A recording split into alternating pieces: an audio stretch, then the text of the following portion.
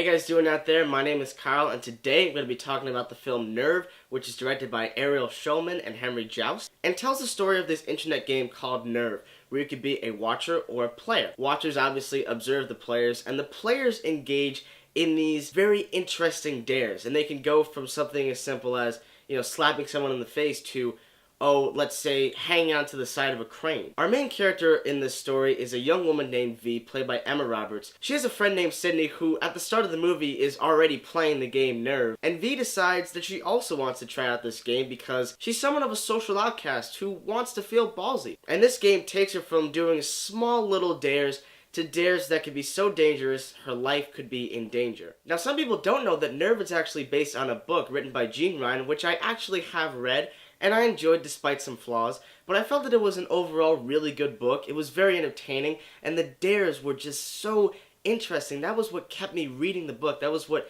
made me feel so invested in this world. Nerve, sadly, was a big disappointment for me. I did not hate this movie, but I felt that it could have been so much better. Let me first discuss my pros of this movie because I'm an optimist. By far, my favorite thing about this movie was the way it was shot. This is a very well-directed movie.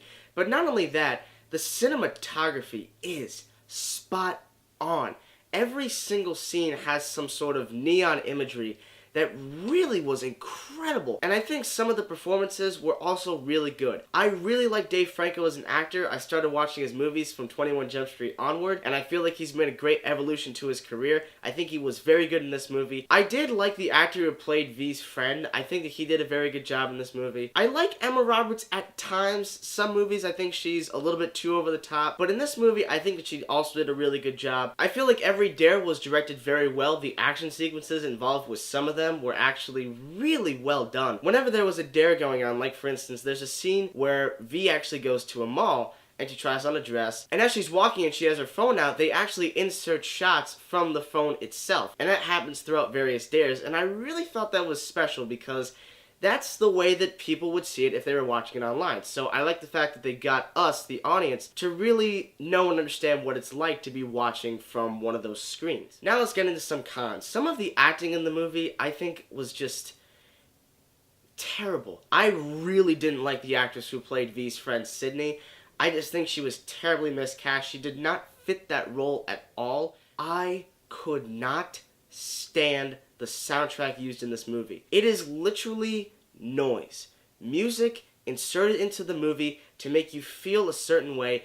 It is giving Suicide Squad a run for its money. Whenever one scene ends and another one begins, there's always this loud pop song that is trying to force you into thinking another way or a different way than you did in the previous scene. And that created a tonal catastrophe. There are parts of this movie where it is trying to be an over-the-top, fun, dumb, or campy little thriller that I really like the most because that's what this story really is. But at the exact same time, it also tries to be so deadly serious that it just took away all fun. And speaking of those dares, that unfortunately is another problem I have with this movie, and it's the most unfortunate. I read the book before seeing the movie, and as I was reading every single one of the dares, those were the biggest things that kept me invested in reading that book. And I felt in my mind that every single dare could have been translated extremely well into a film. Unfortunately, about half of the dares that are in the book are in this movie. And every single dare that they did